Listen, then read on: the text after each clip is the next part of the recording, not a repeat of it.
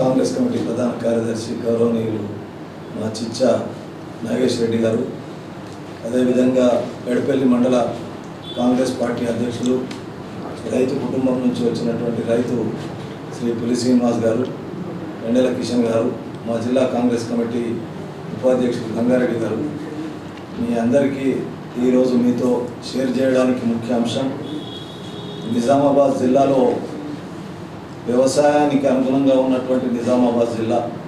ఈ జిల్లాలో ఆ రోజు నుండి ఈ రోజు వరకు ముఖ్యంగా పండించే పంటలు ఏవైతే ఉన్నాయో, చెరుకు కానీ, వరి కానీ, పసుపు కానీ, మొక్కజొన్న కానీ, ఇంకా వివిధ రకాల అంతర్ పంటలు వేస్తూ జిల్లా దేశంలోనే రాష్ట్రంలోనే పేరున్నటువంటి వ్యవసాయ రంగంలో నిజామాబాద్ జిల్లా. దానికి అనుగుణంగా కాంగ్రెస్ పార్టీ అధికారంలోకి వచ్చిన తర్వాత ముఖ్యంగా దేశంలో కానీ ఈ రాష్ట్రంలో కానీ ఆయిల్ వాడకంలో చాలా ఆయిల్ విదేశాల నుండి, ముఖ్యంగా మలేషియా నుండి పామాయిల్ను దాదాపు 50% పామాయిల్ను ఈ జిల్లాకు దిగుమతి చేసుకొని మనం అందరం దాన్ని వాడుతూ ఉన్నాం. అయితే దాన్ని దృష్టిలో పెట్టుకొని ఈ రాష్ట్రంలో, తెలంగాణ రాష్ట్రంలో, ముఖ్యంగా నిజామాబాద్ జిల్లాలో ఒక ఆయిల్ ఫామ్ ఇండస్ట్రీ పెట్టాలనేటువంటి ఆలోచనతో అనేక సార్లు వ్యవసాయ శాఖ మంత్రి గారు కానీ, గౌరవ బోధన్ శాసనసభ్యులు సుదర్శన్ రెడ్డి గారు కానీ అందరితో మాట్లాడుతూ అనువైనటువంటి పరిస్థితులు ఈ జిల్లాలో ఉన్నాయనేటువంటి ఉద్దేశంతో ఆయిల్ ఫామ్ యొక్క ఉత్పత్తి కొరకు దాన్ని ఏ విధంగా చేసుకుంటే బాగుంటుంది అనేటువంటి విషయాన్ని గత 3-4 మాసాలుగా చర్చించడం జరిగింది.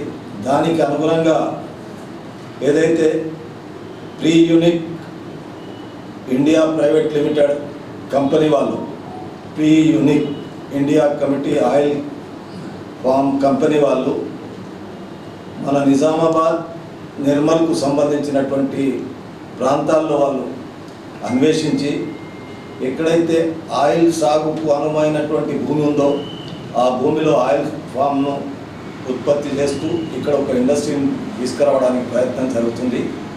దాంట్లో భాగంగా రేపు 16వ తేదీ నాడు 2 గంటలకు ఎడపల్లి మండలంలోని పులి శ్రీనివాస్ గారి మండలంలో సరయు ఫంక్షన్ హాల్లో ఈ జిల్లాలో ఉన్నటువంటి రైతాంగాన్ని అందరినీ, ముఖ్యంగా ఈ పంట పండించడానికి ఏ విధమైనటువంటి పరిస్థితులు ఉన్నాయి, దాని మీద ఏ విధంగా చర్చ చేయాలా అనేటువంటి విషయాన్ని ఈ ప్రీ యూనిక్ ఆయిల్ ఫామ్ వాళ్ళు రేపు ఒక సమావేశాన్ని ఏర్పాటు చేశారు. దాన్ని ఆహ్వానిస్తూ మీ ద్వారా, ఎలక్ట్రానిక్ ప్రింట్ మీడియా ద్వారా ఈ జిల్లాలో ఉన్నటువంటి రైతులు దాంట్లో పాల్గొని వాళ్ళు ఇచ్చేటటువంటి సూచనలు, సలహాలు ఏంటి, దాని ద్వారా మనకు నిజామాబాద్ జిల్లాకు ఈ ఇండస్ట్రీ వస్తే నిజంగా నిజామాబాద్ జిల్లాలో అనేక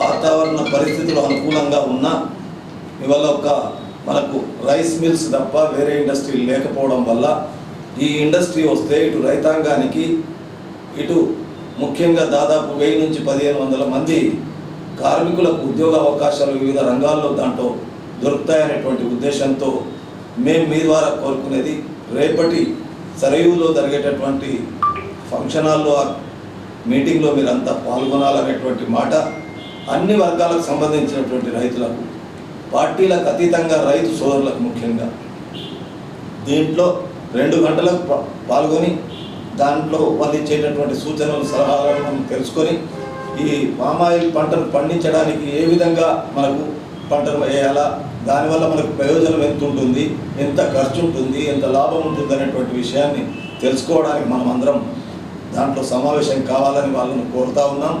ఈ పామాయిల్ పంటలో అంతర్భాగంగా ఇది 3-4 సంవత్సరాలకు దాని పంట యొక్క ఉత్పత్తి మనకు ప్రొడక్షన్ వస్తుంది కాబట్టి అంతర్ పంటలు కూడా దాంట్లో వేసుకోవచ్చు. మొక్కజొన్న కానీ, వరి కానీ, ఇతర పంటలు కూడా దాంట్లో వేసుకోవచ్చు అనేటువంటి విషయం వాళ్ళు సూచించారు. కాబట్టి దాన్ని నేను మీ ద్వారా, ఎందుకంటే ఈ జిల్లాలో పత్రికా రంగం కానీ, ఎలక్ట్రానిక్ మీడియా కానీ అనేక సందర్భాల్లో రైతులకు మీరు సూచనలు సలహాలు ఇస్తున్నారు.